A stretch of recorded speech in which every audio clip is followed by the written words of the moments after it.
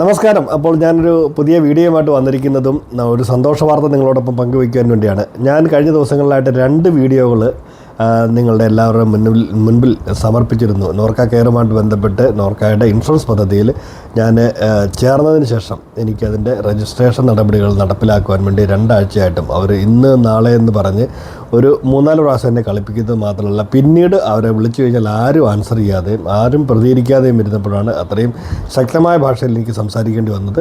എങ്കിൽ തന്നെ സന്തോഷ വാർത്ത അറിയിക്കട്ടെ, നോർക്ക കെയറിൻ്റെ ഇൻഷുറൻസ് പദ്ധതിയുടെ പോളിസി റെഡിയായിട്ടുണ്ട്. അതിൻ്റെ വിവരവും എനിക്ക് ലഭിച്ചിട്ടുണ്ട്.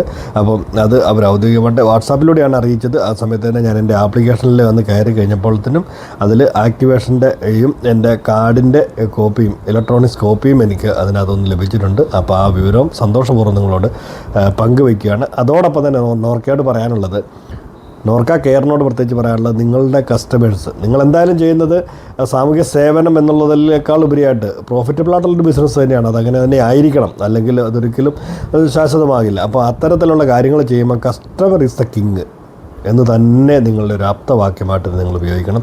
കസ്റ്റമേഴ്സ് വരുമ്പോൾ അല്ലെങ്കിൽ അവരുടെ കോളുകൾ വരുമ്പോൾ അവർക്ക് ആൻസർ ചെയ്യുക. അല്ലെന്നുണ്ടെങ്കിൽ അവർ ഇപ്പോൾ വാട്സാപ്പ് സംവിധാനത്തിലൂടെയൊക്കെ ആകുമ്പോഴത്തേക്കും നമുക്ക് ആ മെസ്സേജുകളൊക്കെ കിട്ടിക്കഴിഞ്ഞാൽ അത് റീഡബിൾ ആയിക്കഴിഞ്ഞാൽ അതിന് റിപ്ലൈ അയക്കാനുള്ള ഒരു മാന്യത നിങ്ങൾ എപ്പോഴും കാണിക്കണം. തിരക്കുകൾ എത്രയുണ്ടായിരുന്നാലും കസ്റ്റമറെ നിങ്ങൾ ഒരിക്കലും വെറുപ്പിക്കാൻ പാടില്ല എന്നുള്ളത് മാത്രം കൂടെ ഒരിക്കൽ കൂടി പറഞ്ഞുകൊണ്ട്, ഇനിയും വരും മറ്റുള്ള വീഡിയോകളൊക്കെ ആയിട്ട് അത് സമൂഹത്തിലുണ്ടാകുന്ന നന്മകളും തിന്മകളും ഒക്കെ ഒരു ബാലൻസ് ചെയ്ത് തന്നെയാണല്ലോ പോകേണ്ടത്. അപ്പോൾ ആ ബാലൻസ് നമ്മൾ തീർച്ചയായിട്ടും മുൻപോട്ട് ഉണ്ടാകും. അപ്പം എല്ലാവർക്കും എന്നെ കേട്ടിരുന്നതും എന്നെ സപ്പോർട്ട് ചെയ്തതും, എനിക്ക് അതിനകത്ത് പല കമൻറ്റുകളും ഉണ്ടായിരുന്നു. അത് അനുകൂലവുമായിട്ടും പ്രതികൂലവുമായിട്ടും ധാരാളം കമൻറ്റുകളുണ്ടായിരുന്നു. അപ്പം അത്തരം കമൻറ്റുകളൊക്കെ തീർച്ചയായിട്ടും വേണം ഇനിയും. അത് തീർച്ചയായിട്ടും ഞാൻ വീണ്ടും വരുന്നതാണ് നിങ്ങളുടെയൊക്കെ മുൻപിലേക്ക്. അപ്പോൾ എല്ലാവർക്കും വീണ്ടും ഒരിക്കൽ കൂടി ബൈ ബൈ.